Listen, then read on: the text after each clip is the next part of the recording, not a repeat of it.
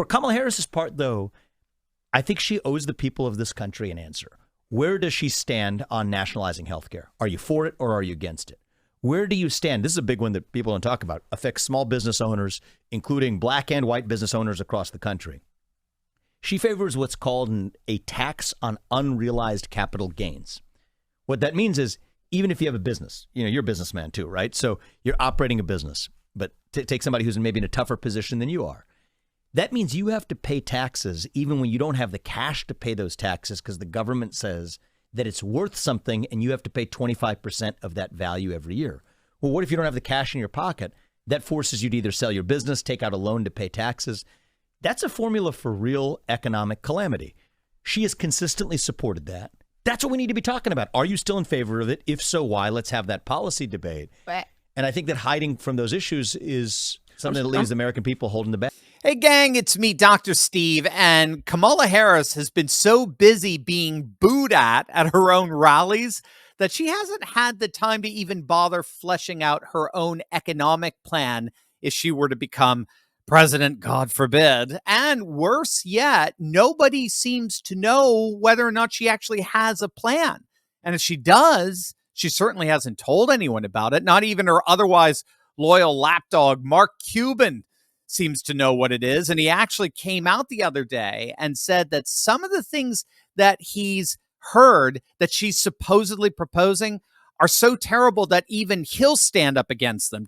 Take a look. So some people think that there is going to be an unrealized gains tax on capital gains. There is not. There is not. Where that came from was Joe Biden put out a budget proposal for last year, for 2024, this year, that included that. Because, and look, when I saw that, I went ballistic. Because that's an economy killer. I'm going to tell you, if I'm wrong, she's going to hate to hear this. I'll work so she doesn't get elected again. Because that's how wrong I think that is. The most vicious policy that Harris has yet to explain to anyone is this potential tax on unrealized capital gains. And the reason this is so important for us to be aware of is because, again, heaven forbid she were to win in November and institute this. What it triggers is a massive transfer of wealth from the people to the bureaucratic powers in D.C. Just watch Vivek here explain in depth what would happen in the event of forced selling.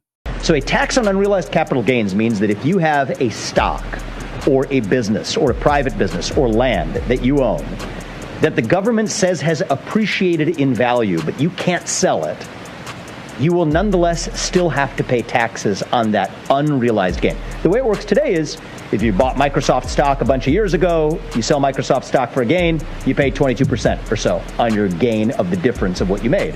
That's the way the system works, like it or not. However, what this says is even if you haven't sold that stock or that business or that land, you have to write a check in cash to the government. Does the government accept shares in that business? No, they don't. They only accept cash. So here's what that means. It will trigger a cycle of what in the business world and in capital markets you would call forced selling. Forced selling means you don't want to sell, but you're forced to sell because you have to pay the tax out of pocket. But it turns out you won't be the only person required to do that. Somebody else will be required to do that too, but they'll have to do it at a lower price because you already sold and your sale drove down the price of the asset. And then when the next person does it, that triggers down the price of the asset further, but the guy sitting next to him has to sell that asset to pay his taxes. That is how you trigger what you call a downward spiral in asset prices. It's the best formula for triggering a second Great Depression, if we ever had one. And the reality is, you know who's going to be holding the bag at the end of it? The people who don't hold liquid assets. So what can we do about this? Remember, gang, just because Harris might not be elected, it doesn't mean that there isn't a massive entourage behind her of permanent Washington bureaucrats who are licking their lips over implementing these crazy policies. So what can we do? How can patriots be prepared to first protect their assets from insane policies, and then second, maybe even grow them so they can be liberated from the tentacles and groping hands of the tax man? Well, joining me today is my best friend in the real estate business, Jeffrowski. Jeff has helped thousands of people liberate themselves from financial burdens and live the life they want by following his detailed real estate investing model. He's actually helped a ton of Turley Talkers already just this year quit their 9-to-5 and reap the benefits of tapping into the world of real estate. We'll talk about that in a mere moment. But first, Jeff, welcome. Great to see you again, my friend. Dr. Steve, always such a pleasure and honor to come on your show. I love your community. Some of our favorite students came right from the Turley Talks following, so I appreciate it. Well, they love you, that's for sure. So, but unfortunately, we got to talk about these insane economic proposals. What do you think is really going on here? It does seem this whole notion of taxing unrealized gains is beyond pernicious. I frankly have never heard about it before. So if you don't mind, for those not familiar, maybe explain what unrealized gains are in our investments and how bad this policy of taxing unrealized gains would be. It would be an economy killer, plain and simple. I mean, we saw even the clip you just played with Mark Cuban, the biggest one of the biggest supporters of Kamala said, I would campaign against this if she ever tried to implement that. It would be devastating, Dr. Steve. And for those of you that are not familiar, there's when in real estate, for instance, you buy a house for $200,000, you sell it for $300,000, you have $100,000 profit, which your tax capital gains upon the sale. But what unrealized capital gains would be is you buy the house for $200,000, the value went up to $300,000. You want to keep the house, you don't want to sell the house. But they're saying you need to pay us 25% tax on that $100,000, and not just real estate. This would be on businesses. The government would want to come in and insist that you get your business evaluated each year. And if you work hard as an entrepreneur, small business owner in this country, and the value of your business doubles, but you still want to keep the business, like most people will, they're going to demand taxes be paid. And as we know, the government only accepts cash. So as Vivek said, this would really start a cycle of that forced selling. People would be scrambling to try to borrow money to pay these taxes, and then not being able to borrow money, being forced to sell the land, to sell the real estate, to sell the businesses. It would be absolutely devastating. And you always have to keep in mind, though, with the Democratic Party, what is the overarching agenda? And as we talk about, and you educate your listeners so well, Dr. Steve, it's all about control. Yeah. It is all about control. We've heard it many times. They want us to own nothing and be happy. Yep. I've talked many times about the specific agenda with real estate, where they want to turn our country into a renter nation. They don't want us owning. And if that truly is the agenda, which we know it is, this is the perfect way to execute upon that. Wow, Jeff. Scary. So, yeah, what we know Harris has these crazy ideas, but are there any other, tax problems that just normal patriots should be aware of with all of this?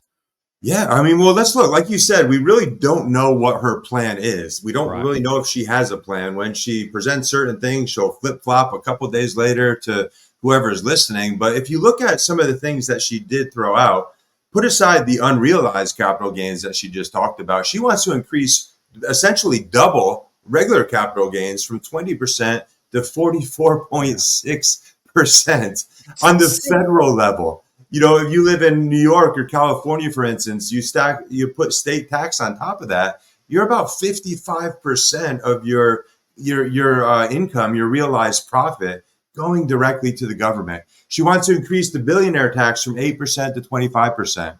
That would generate about $50 billion for the government over the next 10 years, which may sound like a lot, but is just a drop in the bucket. Yeah. Well, let's look at what she has done, though. During the Biden-Harris administration, Kamala was personally responsible for two bills, the deciding vote on two bills, the Inflation Reduction Act, which basically increased inflation, in the American Rescue Fund. That was a total of $3.2 trillion that the government didn't have, but she cast a deciding vote to print that money, which is ultimately the biggest driver of inflation. 3.2 trillion. If that money was just taken, that money, Dr. Steve, could have, mathematically built about 8 million homes or given 48 million households about $300,000 in cash. I'm not saying we should do that, but that is the equivalent. So this Inflation Reduction Act bill that she was responsible for, I mean, to me, that's one of the craziest ideas, because we've seen the result of that. And we have to understand that inflation in and of itself is a tax. And, the cost of goods and services have, they're not going, inflation maybe has decreased. I don't necessarily believe the numbers that they're giving us, but even if inflation is down around 2%, what they're saying, that just means prices are going up a little bit slower than they were. Right. And then she has the $25,000 tax credit that she wants to give first-time home buyers. First of all, you could go pretty much, get that $25,000 credit from most home builders today. It's not necessary. And we have to stop the spending in this country. We have to stop the quantitative easing, the printing of money, because above all else, that is the number one driver. She wants a $6,000 tax credit for children, but she neglects to tell us that only applies if you have 2 children within the same year. So, really what this is, Dr. Steve, it's all smoke and mirrors. It's just a marketing strategy. They're making promises that there's no intention to keep these promises. It's all about control. Yeah, all about control. By God's grace, they won't have the opportunity, but boy, it's scary. I'm just looking at the backdrop to all this. In your opinion, how was this even allowed to happen? How have we even gotten here? I can't imagine politicians even contemplating taxing unrealized gains. I mean, how do we get here in the first place?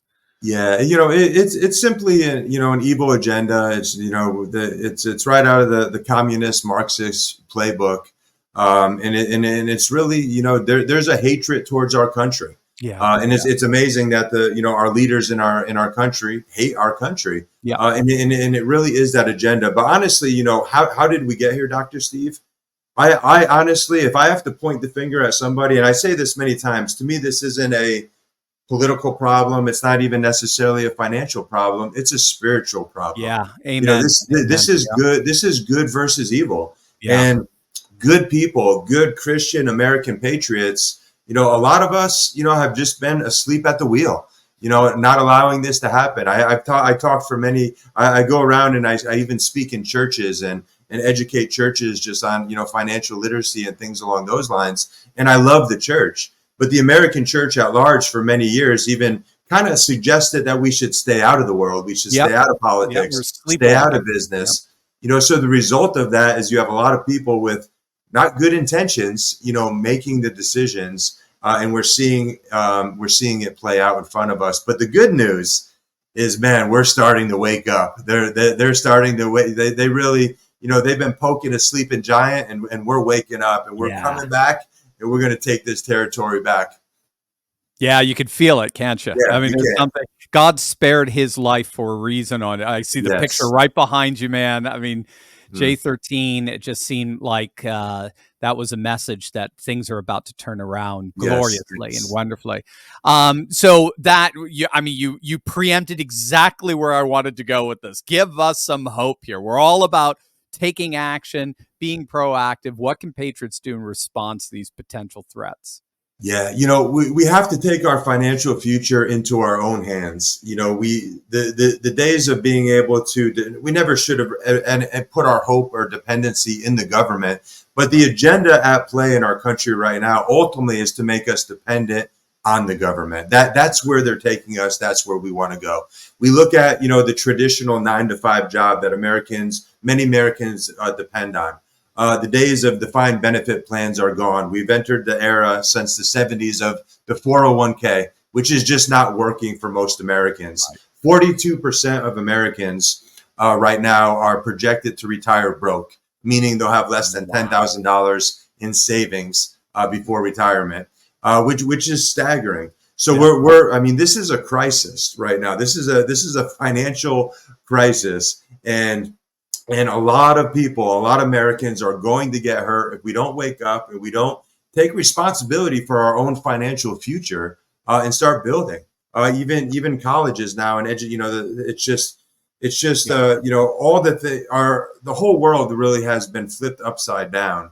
And we have to understand that, man, if we want to retire comfortably, if we want to provide for our families, if we want to leave an inheritance for future generations, if we want to contribute in a positive way to our community, our churches, help the people, that we love, we have to basically say it is my responsibility. Yeah. And the hope is, many companies like mine and many other ones out there as well, we're rising up and we're just saying, all right, if they're not going to teach us this in the school systems, we're going to go out and teach people how to grow, how to multiply money. So at Kingdom 320, we focus on real estate. Real estate is the number one asset class historically for creating wealth. We have almost 26 million millionaires in our country right now. 74% of them, according to the U.S. Census Bureau, created that wealth through real estate. So to me, it's very simple, Dr. Steve, is first of all, as scary as it can look out there, and it does look scary at times, first, we always have to put our faith in God. And we have to read the end of the book. And we know ultimately it looks a little scary now, but we win, right? This is not the end of the story. This is not the end of your story. So we have to have faith. We can't bow to the fear that the media and so many others are trying to indoctrinate our culture with. So we have to have faith. But then step number 2 is we have to get the right education. Making money in real estate, making money with different asset classes is overall very simple, not easy, but simple. You got to learn some things. You got to put in the work. So we got to get the right education. And then we have to step out and take action. We all know the definition of insanity, doing the same thing over and over and just expecting a different outcome. Nothing is going to change in our world unless we change, unless we do something different. And again, most Americans right now, it hurts my heart because they're still putting their hope in the government. They're still putting their hope in their 9 to 5. And many people are really, in for a rude awakening. Faith, education, action. I love it. One action people can take right now is to book a call with Kingdom 320 with you and your staff. What I love about what you guys do is your fundamental concern is for the person who's calling. And you even go so far as to say, hey, we may not be able to help you, but we're going to show you the way. We're gonna help you get help, as it were. That's right. And that's what I love. Can you flesh that out a little bit? So if someone were to book a call with you guys, what can they expect in terms of your mentorship and in terms of your literally ministering to them? Yeah, I was just going to say, really, this is a business, obviously, but we look at it more as a ministry, more as a mission. And, we understand that ultimately God cares about people. And, every person that we have the honor of talking to, even whether they join our program or not, we're going to leave them in a better place than we're going to find them. We're going to help them get clarity to where they currently are, clarity around where they want to go. And then what are the steps that need to be taken?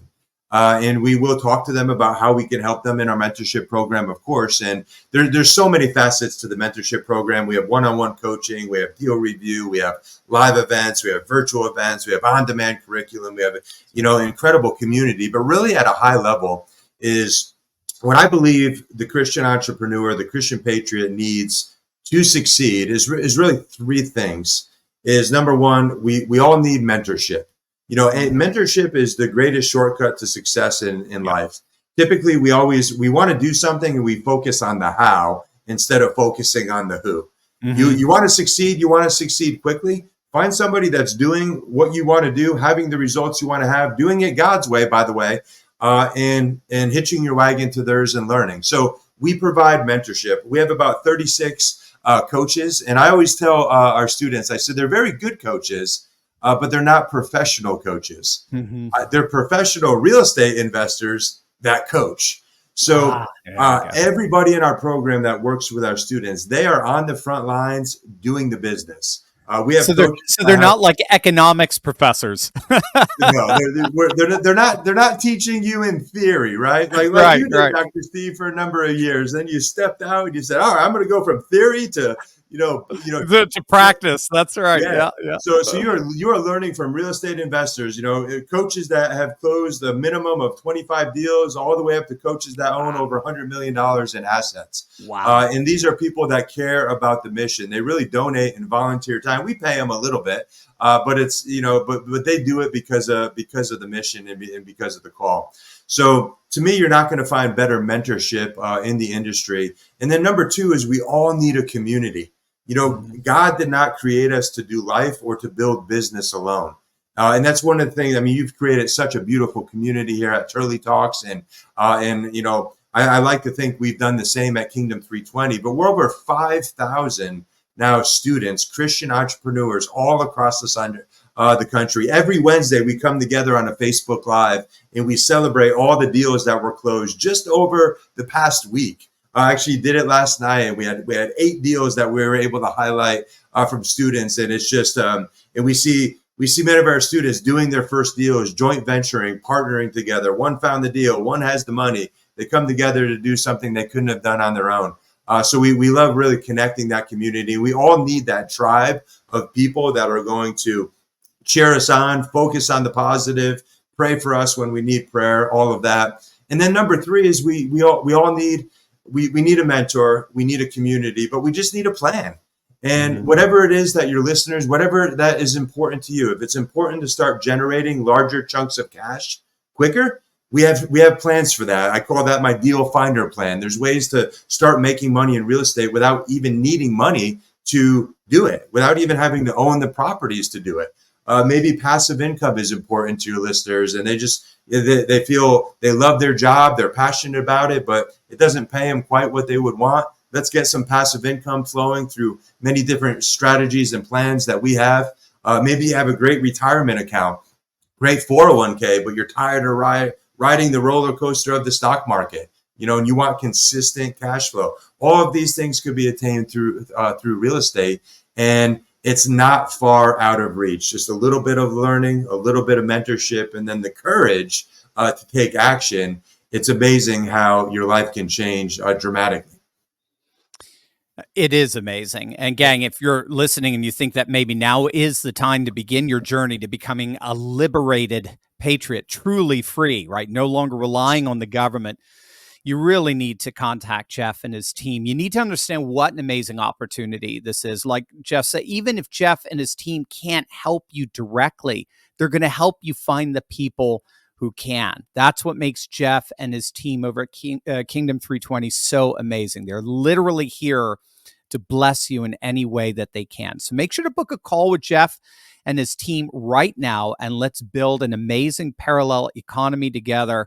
And let's stick it to Kamala and these crazy nuts who are desperately trying, as Jeff said, to control us, and we're not going to let them. So thanks so much, Jeff, for helping us make sense of all of this insanity. Oh, my pleasure. And one last thing, Dr. Steve, I forgot to mention, just for your listeners, we're gonna whether you move forward with us or not, we have a free gift called our Kingdom 320 toolbox, which includes a lot of things that people need to get started in real estate that will help you irregardless whether you move forward with us. But always such an honor, always such a pleasure. I'm just looking forward here in a very short time from now, celebrating Donald Trump as the 47th president of the greatest country on planet Earth. God bless you, Dr. Steve. God bless you, Jeff. Thank you.